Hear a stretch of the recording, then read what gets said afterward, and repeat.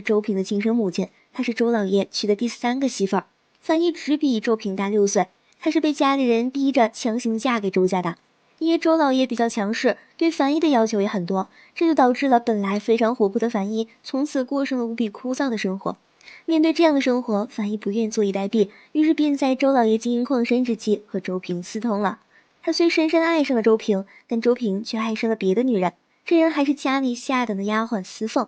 面对这样的情况，樊姨连忙派人找来了司凤的母亲世平，她想用世平把司凤带走，以此来重新得到周平的心仙。但实际上，此时的周平不仅不爱她，而且特别想逃离这个家。世平离开樊姨这里，刚好遇到了正在处理家务的周老爷，顿时一种仇恨的情绪涌上心头。他愤恨地看着周老爷，恨不得把他扒皮抽筋。原来周老爷年轻时也爱上了自家的丫鬟，这丫鬟还为周老爷生下了2个儿子，可谁知在生下